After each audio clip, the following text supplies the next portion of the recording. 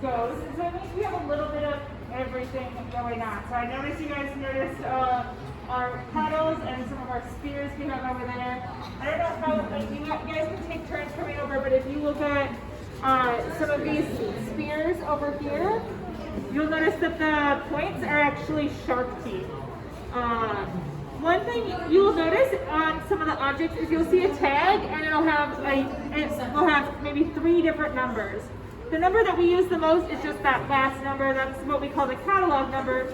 But to give you a sense of when the piece came into the collection, you could look at that first number. It should be a 4-digit number. It absolutely should be a 4-digit number because that's the year it came into the museum. So this one is 1905. So anything you see that is 1893, which there are a few pieces, are pieces that are from the original collection that were part of the World's Columbian exhibition, which was the foundation of the museum. So the pieces that were on display there became part of the museum. The first kind of like 50,000 pieces for the museum. Let's see. I was like, these giant jars are from near Pompeii in Boscali? Yeah, Boscali. What do you think has been stored in these jars? Water, food, rum. People? That's crazy. That's crazy. So, yeah, food. That makes sense. Oil, a lot of oil. Wine, probably not sugar. But that's typically how it would be stored. These bottoms are super, super tiny, again, so they would typically be stored underground. So if you remember when we go back out this way, some of the big pictures in the hallway, all of those was how they were found kind of partially into the ground, to give you a sense of kind of how they would be sitting there. Okay, we'll come up a little closer over here. Both of the frescoes are also from near Pompeii. Also near Pompeii. So, how many of you guys know what Pompeii is, or who Pompeii is, or what Pompeii is? So, Pompeii was a massive volcanic explosion that happened in Italy a really long time ago. I don't remember when, but it wiped out a large population and left behind how they lived, basically. And a bunch of people looted, took their things, and put them into museums, such as the Field Museum. So this Pompeii bathtub would have been in one of those villages near that city. That city was really, really big too. Lost almost everybody, I think. What? Yeah. I'm just giving a brief history about Pompeii. So that's really interesting. Behind it, we have a coffin that was exhibited in our death exhibit. So this is another example of the community runners. This specific one, I forgot which community he's from, but they have this thing where they decorate their coffins to express how the person had lived or wanted to live. And this boat was commissioned for the individual, and he really loved rowing. He was part of a row team, so that was kind of how his coffin was decorated.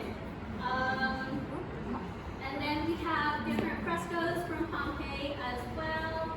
And coming over here, I don't know anything in this aisle, to be honest. This is usually not open. So some more icon pieces. Again, the only thing that we do with this room is heavy, and you don't have room inside of the normal exhibit. Huh? Yeah, it's taken.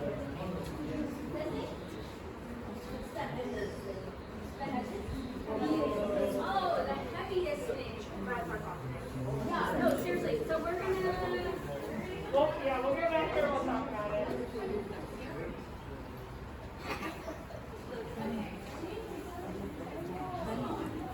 That's the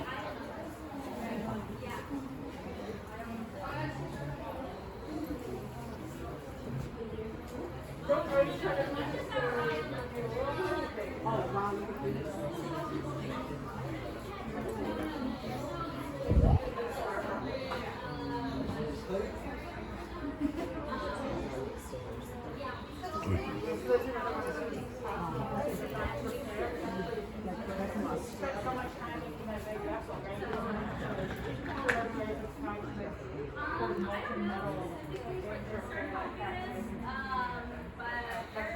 all the way in Africa storage area, there's this area where we keep all of our human remains and people down there. I'm Navajo. So you guys don't know, we have a really I guess like separation between like death and us. So there's only a specific mourning period for people, and we try to keep them separated from our community. So whenever I am working with these items, I have to take special precautions because we do repatriations, and it does take a large team to get the job done, you know.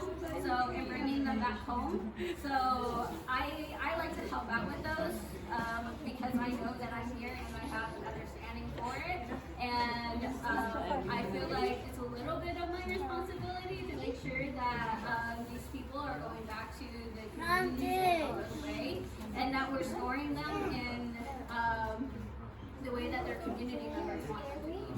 So, you asked what was the heaviest item in this collection, and it is half of this lid. This guy. Okay, so we can come in a just so little you guys, like, if you guys want to squeeze in back here a little further, this lid used to be on display. So if you're familiar with our inside exhibit, there's a black large sarcophagus base that is hanging out outside the entrance to the exhibit on the ground level. The lid used to be sitting on top of it. We eventually realized it was cracking the floor because of all of the weight. So my vote is that this guy is probably one of the heaviest items on here. So it's one where we actually have a couple of pictures of them moving the lid from the ground floor down here. That's pretty funny. A couple of our colleagues are actually still work at the museum, so they're in that picture. But it's one where talking to our curator for the project, one of the ideas she's thinking about is like, she really would like to see this lid on display. So is that something possible? So it's one where I think it was a museum in Vienna that they had a coffin that was kind of similar, and the lid was tipped on its side next to the sarcophagus instead of to like kind of distribute the weight a little differently. So there are ways to think about like options of how you can display things differently or store things differently to spread out that weight for pieces like this. Yeah. Another thing I'd like to highlight is this pagoda model from Japan. So this is a model of what used to be a real building. So this building, Japan has a history of building these really, really tall towers with metal on the top, which means lightning hits it, and since they're all made out of wood, they all burn down. So this is the only model we have of, I think in the world, this is the only model of that building that is not in drawings. So this went out to loan in, not that one. No, there's a different one. Never mind. The smaller one over there. The smaller one over there. So Yeah. one of the smaller pagodas on the shelf back there actually went on loan to Singapore. They were interested in these pagoda models, and so we sent 3 of our pagoda models to Singapore, which is a little nerve-wracking, but we did it. 2 of them came back, and then 1 actually went from Singapore to China for a different loan. So that's, and it's where that because of that loan, there's actually attention that there's a request for some of the the pagoda medals because for it different was- I loans think to China it was, in a couple of years, I think. used too, for the so. World Fair. Sometimes So that was like 18, when you do a loan like that, it gets different attention differently, and so then people find out, oh, they have this event, like, and then you get more attention for. So we've had that with some of our Korean textiles recently. That's Yeah, been in great. 1893. There's a place that we loaned a few pieces to, and that really drew attention. We just ended up with a lot more attention to our Korean I feel like it textiles might here. actually be in 19. When was the Field Museum built? This museum, or like the museum. This Field Museum. This building opened in 1920. 20? That's what I was thinking. Yeah, 1920. Yeah. So all of the beginning of the collections was from the World Fair in 1893.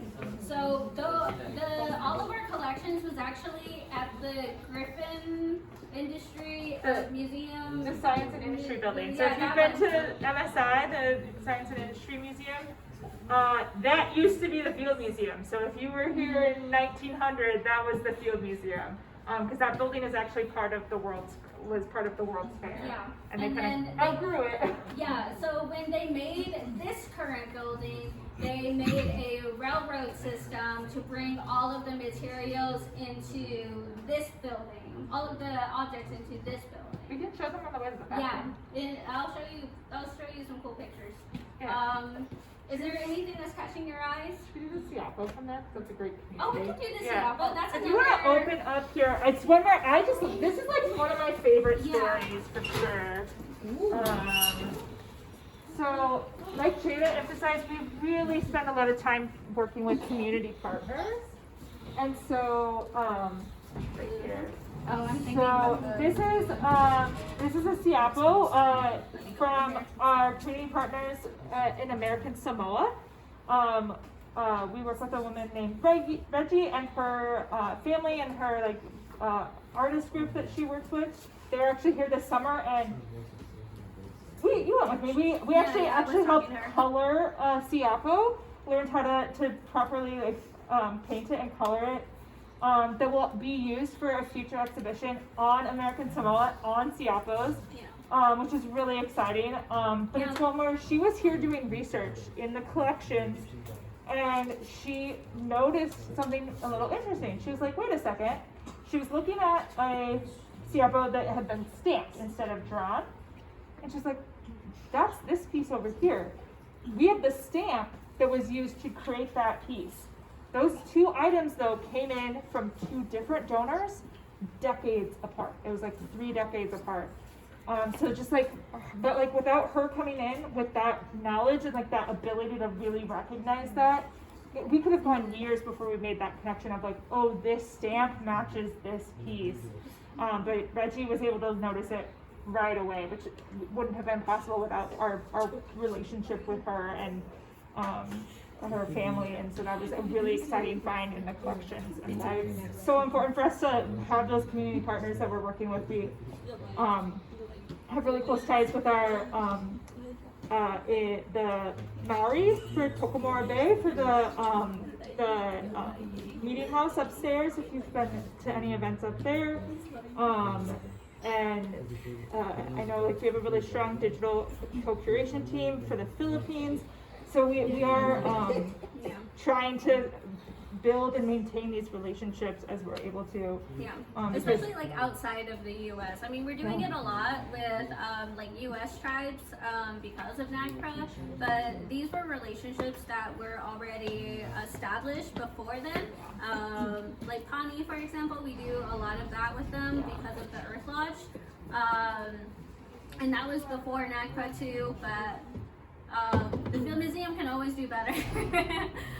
And we're really getting a lot more on community collaborations. Stories like this happen all the time, to be honest. Whenever I was going through the Navajo collections, there were these 2 blankets that were labeled as saddle blankets, saddle blanket A and B, but it was a rug dress. So it's just small things like that when you get people from their communities and looking at the collections that we really need. Do you guys have any featherwork pieces in there? Yeah. Oh yeah. Yeah, we do. So What kind do you want to see? Oh. I love this one. This is a Yeah. good one. So this one's really interesting. So our other registrar, Emma Turner Trujillo, she does a lot of her research in this area. I believe it's Columbus. This one's from New Zealand. New Zealand. Or From New Australia. Zealand. Australia, New Zealand. This is kiwi feathers. We thought it was emu feathers at first. It's Thought it was kiwi emu feathers. feathers. So you can imagine like how many kiwis. So They're little tiny, like little native birds to New Zealand. yeah, like New Zealand. So this is one of the If you want to pieces like this, okay. that has like a good historical value because this is a feather cape. This would have been used for somebody in a power or a higher position, and they did not have these capes prior to colonial contact. So they were this happened prior to colonial contact from a different region because the region this cape was made did not have kiwis. Or am I thinking about this one? Or this one? This one. No, the one underneath. Yeah. This one's the pre-colonial contact. Yeah. That after colonial contact, they started making capes like this, and then it's this one. Look at this. It's this one that's also a cape that has different bird feathers on it from birds that are not in that country. So this is another example that prior to in the Western colonial thinking, they all thought that we indigenous people didn't do anything. But this is just an example of years before that contact, we were already trading with people across continents. Is that from Peru? Yeah, I think so. I believe that one's from Peru. Yeah. Peru, but it has a different type of bird thinking. I really wish Emma was here. She's the bird feather person. She's a person who hates birds, But she loves feathers. But She has beef with birds, and birds have beef with her. But yeah, this is one where because it has all those feathers from a different region, you know that they had to travel to get those pieces. Yeah. But then that would really signify like the power, like their role, their power, their Yeah, and kind of this- level Yeah. because it has something of such high value. Yeah, Then. this cape came from a cave too, so it was buried for a really long time. And then as soon as like these items with very fragile materials are unearthed, when you first look at them, they look like pristine. But with like different chemicals that happen, the reactions from being unearthed, it degrades so fast, and that's why there's a lot of conservation work. If you guys look, you can see that they sew down like certain fragments to make sure that it doesn't fall off. And whenever an item does, we have these little baggies that keeps the materials with the item, with their catalog number. So we try to keep as much of the object as much as possible. So I'm glad you asked. These are like some of my favorite pieces. I know. To pull in here. I wasn't even gonna open this up because I didn't know anything, but I I realized as I'm talking through it, I'm like yeah, the remembering. Siapa one's an easy one for me to like. Yeah. I do feather work, Yeah. so that's why I nice, asked. yeah. Oh yeah. Okay. Is there anything else you guys Cater to are? I seen those canoes in front. Yeah. Well, Those I'll are talk cool. about those Oh, that's cool. once we get up there. We have a few minutes. Look at the big head. Yeah. Look at Beth. I love the ram guys. Or like anything that's sheep or goats. I love it because my first clan is Kisakane, which is mini goats, as in M-A-N-Y. And they're just so cute. What's up? What would happen if one of these pieces got missing? Someone stole it or something? So we have a fun process. We have a lot of items that are not technically missing, they're not found. So in their location area, like this canoe, for example, we would get it in 2003, shelf 3, and that would be the location that we put in our database. But if an item is lost, we just put not found. So since there's so many items in our collections, it's hard to keep track of them all.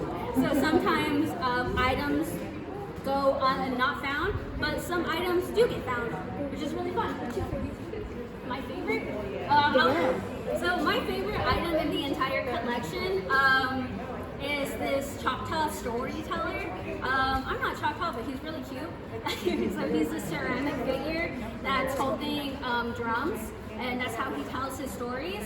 And crawling all over him are tiny baby turtles, which are pretty cute. I don't know the story behind them. I haven't met anybody who is Choctaw, Mississippi.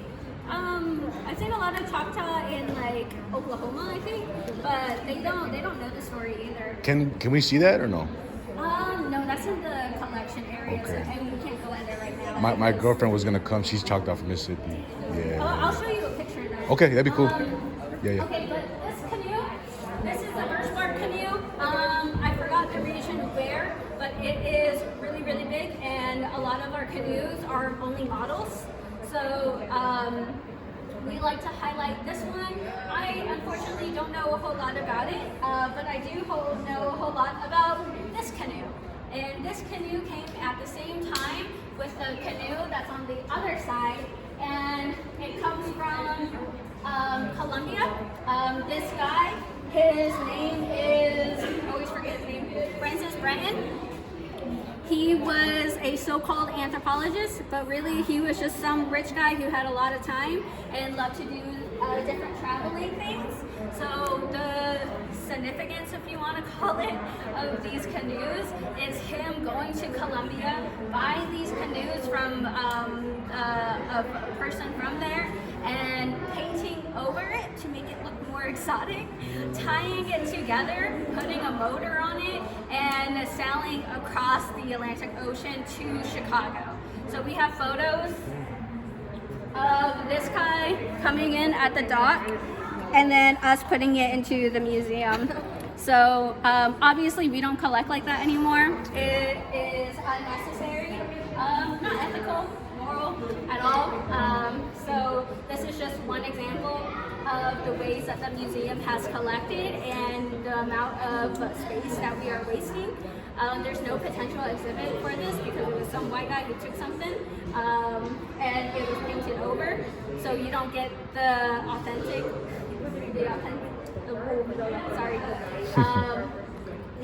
art that was once on it, which is really fun. I also realized that the information associated with these canoes was wrong because he sailed twice across the Atlantic Ocean. The first one was from Venezuela up the Mississippi to Chicago, and then the second one was across the Atlantic Ocean, going up towards like Greenland, going down the Great Lakes. But the book that was associated with this talked about his Mississippi voyage first in the first chapter, except I read more than the first chapter, and then they started talking about the Columbia voyage, and I realized whoever put that information in only read the first chapter, so they have the wrong voyage in it. So that's really fun. Another thing that we do or have done, in these giant boxes, we have microclimates for what we did a project. It was called Bead Survey. This surveyed a bunch of our planes, beaded objects, to test for glass disease. And glass disease happens when the humidity is too high or too low, too high. But the beads basically start to like sweat and frost and deteriorate. So it wants to go back into its natural element, back into sand. So we did all of this testing. All of these items that you see that are in this microclimate all have glass disease. Glass disease does not stop. There's no way to stop it. So the best way that we can do is preserve the longevity of it by creating its own space. So that was one of the first things that I did when I got hired on, was finishing out that bead survey project. There was over 150 items. And it was just really cool to see a bunch of beadwork. That is my tour. Thank you. So